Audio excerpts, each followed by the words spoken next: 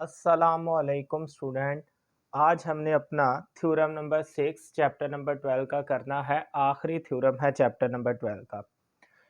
ये बिल्कुल student theorem number 3 के तरह ही है। थ्योरम नंबर 3 में बस साइड का वर्ड इस्तेमाल किया गया था, इसमें एंगल का कहाँ पे हाईलाइट में कर देता हूँ।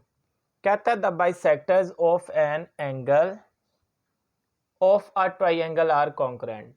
एक ट्राइंगल के जो एंगल हैं उनके बाइसेक्टर्स कॉन्करेंट हैं कि नहीं है, ये आज का हमारा थ्योरम है। और थ्योरम नंबर 3 में हमने पढ़ा था the bisectors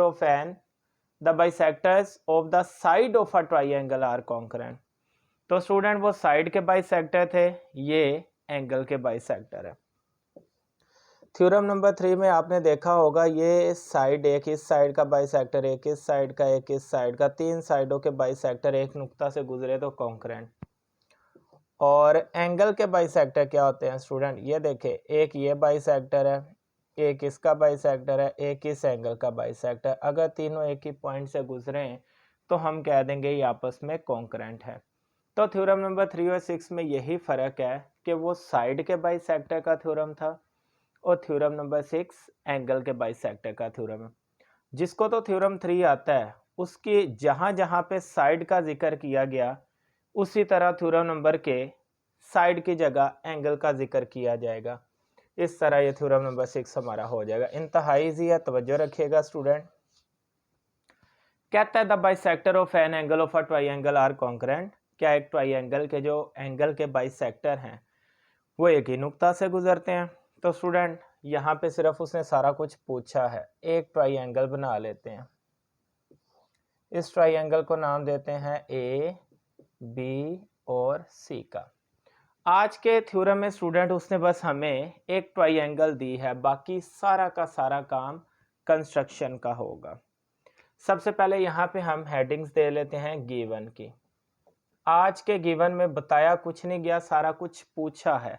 the bisector of an angle of a triangle are concurrent, के एक ट्राइंगल के एंगल के बाइसेक्टर्स जो हैं वो कॉन्करेंट होते हैं, ये प्रूव करो।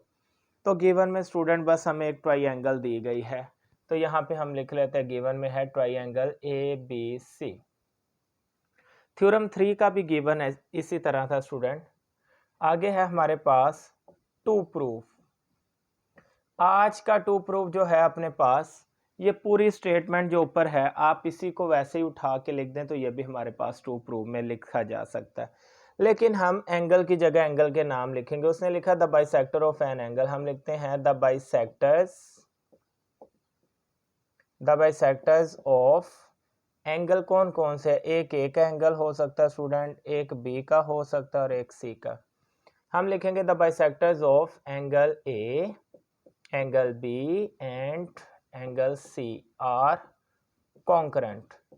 ये हमें प्रूव करना है कि हमारे पास angle A, angle B, angle C तीनों के जो बाइसेक्टर हैं वो कॉन्करेंट है कि नहीं है। इसके बाद स्टूडेंट टू प्रूव के बाद हमारे पास होता है कंस्ट्रक्शन।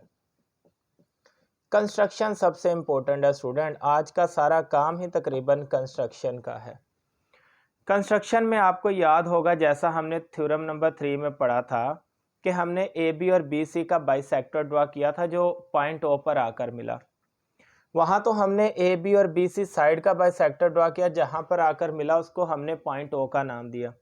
यहाँ पे एंगल का बाइसेक्टर ड्रॉ करते हैं स्टूडेंट। एक मैं एंगल बी का बाइसेक्टर ड्रॉ करता हूँ, इसी तरह मैं एंगल सी का बाइसेक्टर ड्रॉ करता हूँ। जहाँ पे दोनों आके मिलेंगे उसको नाम दे देंगे पॉइंट आई।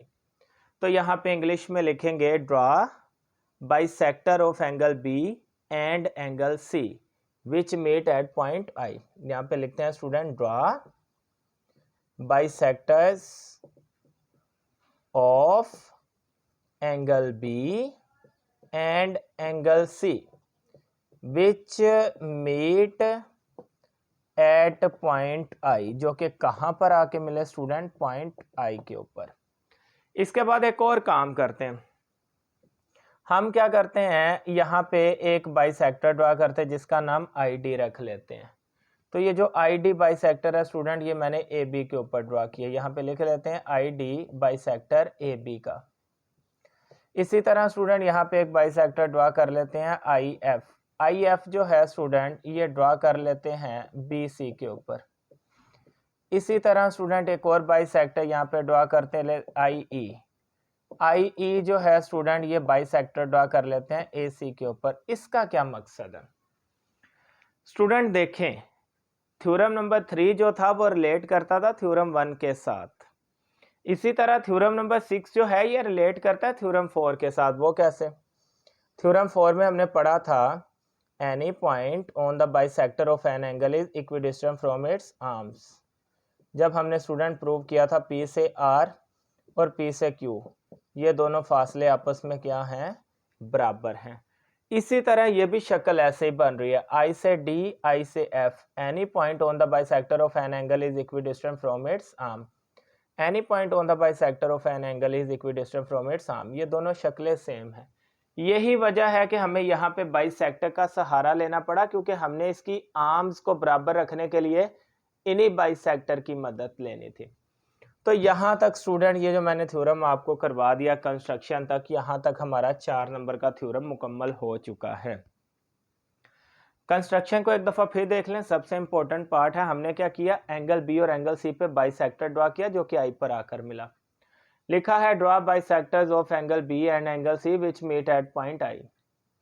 फिर हमने I D bisector A B के ऊपर ड्रा किया, आई एफ बी सी के ऊपर, आई ई ए सी के ऊपर। ये नाम में आप रद्दो बदल कर सकते हैं, इसका कोई मसला नहीं।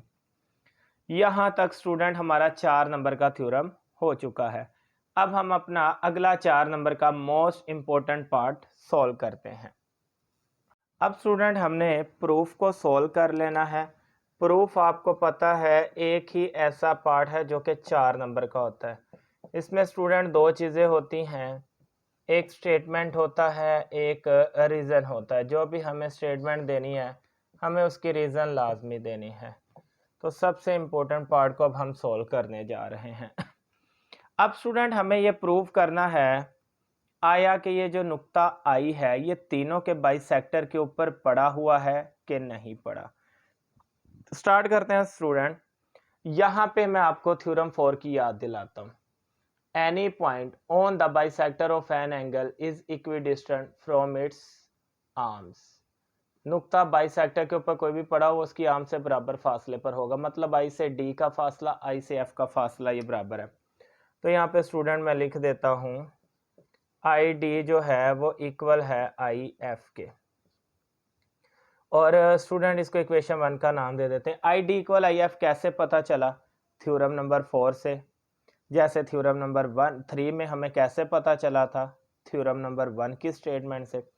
तो यहाँ पे थ्योरम 4 की स्टेटमेंट लिखता हूँ, each point on the bisector of an angle is equidistant from its arms. कोई भी एक नुक्ता जो कि एंगल के बाइसेक्टर पे पड़ा है वो उसकी आर्म से बराबर फासले पर होगा। तो अगर इस एंगल की आर्म्स बराबर हैं तो ये भी तो एक एंगल है ना, इसकी आर्म्स भी बराबर होंगी। आई एफ और आई ई भी क्या होगा? बराबर। यहाँ पे स्टूडेंट लिख लेते हैं आई एफ इक्वल है आई ई के। इक्वेशन 2 का नाम देते हैं। तो ये कैसे पता चला? ये भी ऐसे ही पता चला, any point on the bisector is equidistant from its arm. तो आपने कहना है एज इन इक्वेशन 1। इसकी भी रीज़न वही है जो कि हमने इक्वेशन 1 में दी है। अब स्टूडेंट यहाँ पे I D equal I F है और आई एफ इक्वल आई ई है। इन दोनों के कंपैरिजन से हमें तीसरी साइड भी निकालनी, तीसरे एंगल की भी बाइसेक्टर निकालनी। अब यहाँ पे तो स्टूडेंट बाइसेक्टर नहीं पड़ा, आई डी और आई तो हम इक्वल रख ही नहीं सकते क्योंकि बाइसेक्टर नहीं है। इसका काम ये पकड़ेंगे, इक्वेशन 1 और 2 को पकड़ लेते। जैसा कि I D equal student I F है, आई एफ इक्वल आई ई है। मुझे यहाँ पे आई एफ की वैल्यू मालूम होगी कि आई एफ जहाँ पे नज़र आएगा उसकी जगह हम आई ई लगा सकते हैं। तो मैं काम करता हूँ, ये ऊपर जो आई डी पड़ा है इसको वैसे लिखता हूँ और इधर जो आई एफ पड़ा है आई एफ की जगह उसकी वैल्यू आई ई लिखता हूँ। तो जैसे मैंने आई एफ की जगह उसकी वैल्यू आई ई लगाई मुझे मिल गया आई डी इक्वल आई। और यही हमें चाहिए था, आई डी और आई ई इक्वल है कि नहीं है। तो मैंने निकाल दिया। ये कहाँ से पता चला? इक्वेशन 1 और 2 से। यहाँ मैं लिख देता हूँ आई डी जो है इक्वल है आई ई के, इसको इक्वेशन 3 का नाम देते हैं। और ये कहाँ से पता चला? From equation 1 and 2। इक्वेशन 1 और 2 को मद्देनजर रखते हुए हमने इक्वेशन 3 भी निकाली। अब आप देखें तीनों इक्वेशनों में एक पॉइंट कॉमन है जिसका नाम है आई, और हम आई को ही फाइंड करने पे लगे हुए हैं। यहाँ पे मैं इक्वेशन 3 से एक नतीजा निकालने लगा हूँ, आपने तवज्जो रखनी है। अगर आई डी और आई ई बराबर है, इसका मतलब ये जो नुक्ता है एंगल ए के बाइसेक्टर पर है, क्योंकि बाइसेक्टर पर नुक्ता पड़ा हो तभी बराबर होता है। तो जब आई डी और आई ई हमने बराबर रख ही दिया तो इसका मतलब ये एंगल ए के बाइसेक्टर पर पड़ा। तो यहाँ पे मैं एक बात लिखने लगा हूँ, point I is on the bisector of angle ए। इसको इक्वेशन 4 का नाम देते हैं। पॉइंट आई जो है वो एंगल ए के बाइसेक्टर के ऊपर पड़ा हुआ है। तो स्टूडेंट हमें कैसे पता चला पॉइंट आई जो है वो एंगल ए के बाइसेक्टर पे पड़ा है? क्योंकि पॉइंट आई जो है वो इक्वी डिस्टेंट है फ्रॉम इट्स आर्म, उसकी आर्म से। तो आपने यहाँ पे लिखना है point I is equi distant from its arms, के पॉइंट आई जो है इसकी आर्म से बराबर फासले पर है। तो स्टूडेंट अगर पॉइंट आई जो है वो एंगल ए के बाइसेक्टर के ऊपर पड़ा है तो इसका मतलब पॉइंट आई, जैसा कि हमने कंस्ट्रक्शन में लिखा था, पॉइंट आई जो है draw bisector of angle B and angle C which meet at point I. B और सी के बाइसेक्टर भी तो आई पर मिले हैं।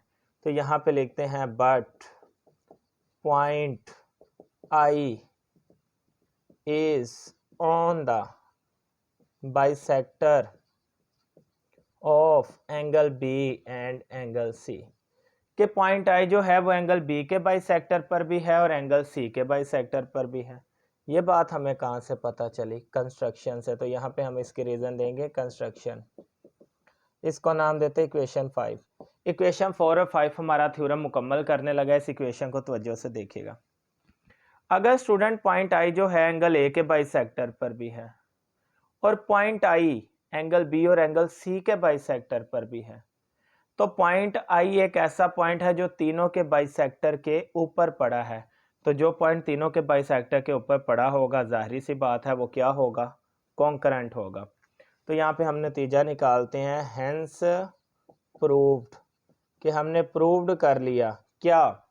वही स्टेटमेंट की लाइन लिखेंगे यहाँ पे student, the bisectors of angle A, angle B and angle C are concurrent. तो ये नतीजा कहाँ से निकाला? इक्वेशन नंबर 4 और 5 से, क्योंकि इक्वेशन 4 और 5 ने ही हमें बताया कि पॉइंट आई जो है वो ए के बाइसेक्टर, बी के, सी के बाइसेक्टर के ऊपर पड़ा है। तो स्टूडेंट ये हमारे पास थ्योरम प्रूव हो चुका है।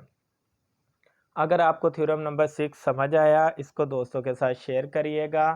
वीडियो को लाइक कमेंट लाजमी किया करें। अल्लाह हाफिज़।